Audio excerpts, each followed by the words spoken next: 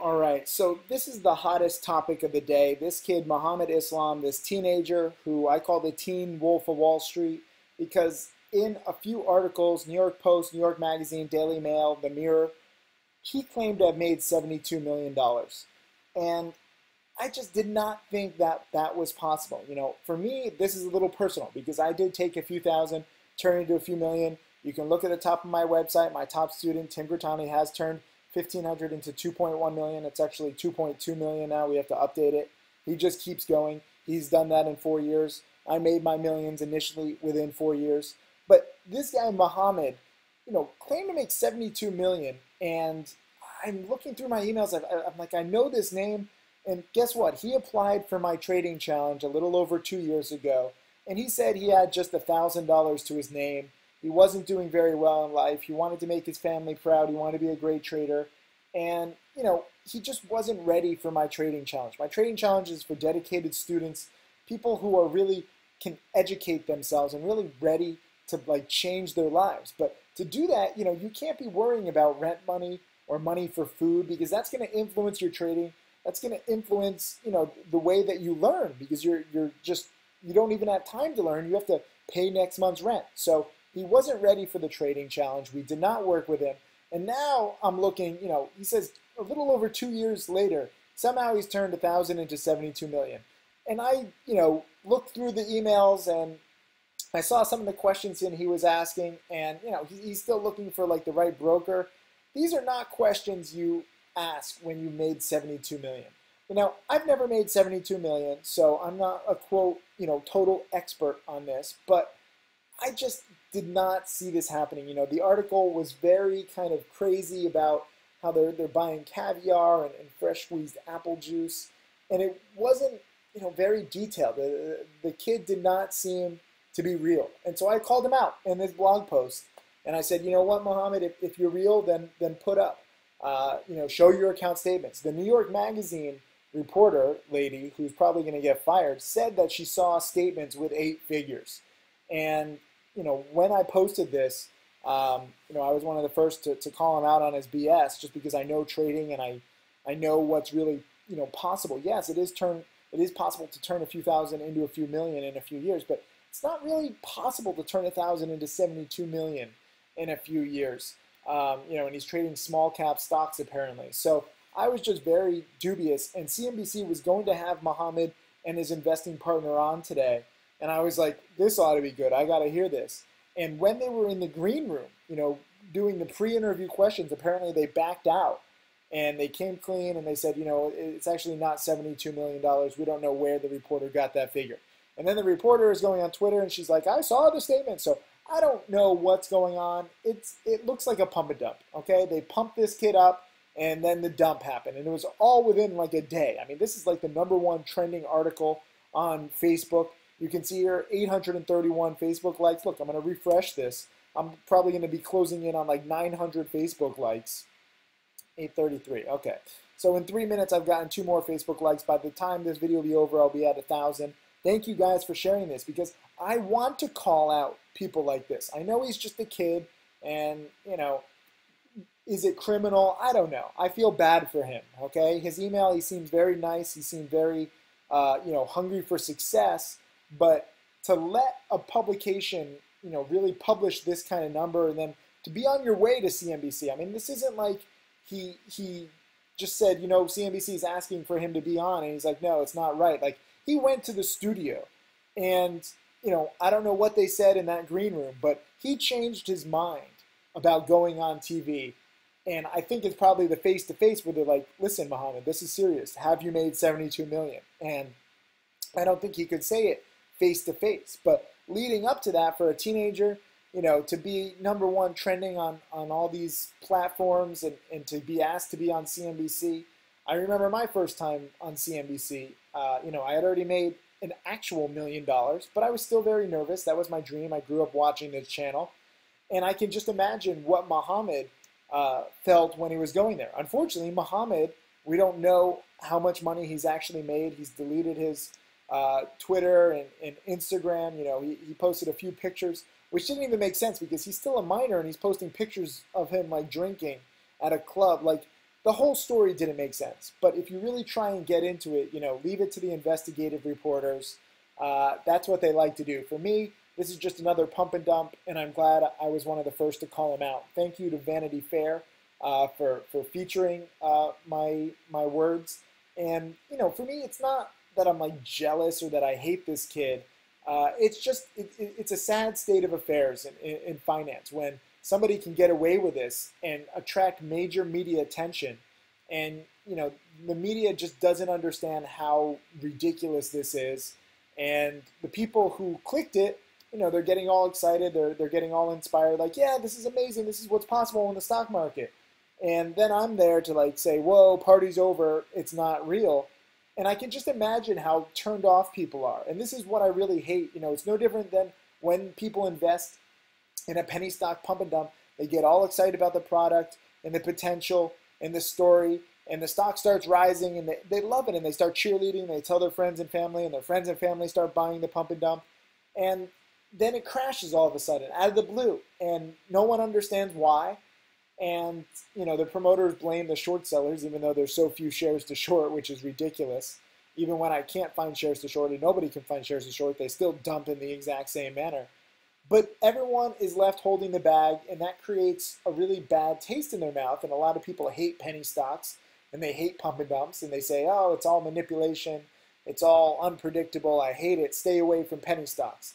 And that makes my job harder because I'm saying, hey, trade penny stocks. Yes, it's manipulated, but it's predictable.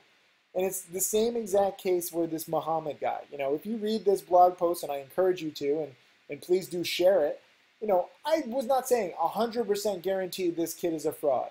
I'm saying that 99.9999% likelihood that there is something wrong here, that he is lying, that this is not the number. And I don't want people to be misled. When people come to me and they say, hey, I want to make $72 million like Muhammad. And I'm like, whoa, whoa, whoa. My top student has only made $2 million. Muhammad has not made $72 million. And it's just extra effort for me to, help you understand what's realistic. So I want you to go to my website, click testimonials. We still have to keep adding these. These are just emails that I get from people. And it's awesome. This guy sold DGLY at $15.99, bought yesterday at $12, so he made $4 a share, like 30%. This guy, after getting it after 3 months, all the DVDs and keeping up with the lessons, up on the month and almost ready to trade bigger positions. So he's just starting, up 1,100 on the day. I'm freaking up after losing for a month. Those video lessons and DVDs are worth it. I'm up 800 shorting, made a quick 240, up 400, made 225, up 500. These are the kinds of profits. Here's a $900 profit, up 4,000. Here's a $3,200 profit. These are the kinds of profits that my students are having. And this aren't necessarily my top students. This is just normal. This is average. In the past 2 days, I'm up roughly 7,000. So I don't want you to think that you can make 72 million. And when, for someone like me to make 7,000 in 2 days, or if one of my students makes 7,000, I got an email the other day from a student who made $70,000 in a day. Every now and then you can make 10, 20, 50, 100, even 200,000 in a day, like my top student Tim Gertani has done a few times and I've done. But most of the time, you just make a few hundred or a few thousand. This is the low-hanging fruit of the stock market. So I want you to go through and read all these testimonials. There's thousands of them, and we haven't even posted a small fraction of them. And it's not like we win every single time, but I want people to realize, what trading is all about, and really how you can make money, and like what you can't make money on. 72 million, that's just aiming too high with penny stocks. So don't even bring up Muhammad and his fake success. And also, it's not just about the money. This is a Business Insider article. I'm glad that they posted this the other day. They finally got some of my quotes right, and I got through the meaning of what I'm talking about, where multimillionaire trader Tim Sykes says happiness isn't about the money. And they show, Tim Sykes likes being rich. They show a picture of me and my girlfriend in Positano. But this is really what it comes down to. For me, the money shows that business is doing well, that I have a good model. Because I teach how to trade penny stocks, the more millions I make, the more people I'm teaching. And this is such a huge comment right here. The money is a sign that I'm doing something right. The money is a consequence, a byproduct. If I was running a nonprofit and my foundation was doing well, I'd be just as happy because I'm achieving my goals. A lot of people think that getting rich is all about buying possessions and that's going to make you happier. Possessions don't. It's about the journey and the path to making millions. And I really got to give this reporter props for accurately quoting me and really understanding the gist of what I'm saying. Because obviously, I made 7,000 in 2 days. I talk about these students making 500, 1,000, 2,000 here and there. But it's really about the knowledge and the transparency. These are two big things that I believe in. Some people think like I make up testimonials. I don't make up any testimonials. These are people who email me. They're thankful. They're grateful. If you came to my Vegas conference, some people are breaking down in tears when they meet me. And I'm not trying to be egotistical. Like I love that. I want to help you. I want to help you learn. The money is a byproduct. If you make 500, if you make 1,000, 5,000 here or there, if you're like one of my top trading challenge students and you make $1 million or $2 million, that's awesome. But more important than the money, I want you to learn these lessons. Don't lie. Don't be like Muhammad. Don't put yourself in that sketchy situation just for attention. He was trying to raise a hedge fund. Like, you have all sorts of legal and ethical questions when you lie about how much money you make. Be transparent. Okay, that's what Profitly is all about. You can see every single one of my trades. You can see all the trades of people like Tim Grittani, Michael Good, Azam John, Mark Crook, Ivan, who's one of my trading challenge students. He just passed $100,000. Being transparent is not about bragging. It's about getting you on the right track and creating a public diary. This is my best trading year ever.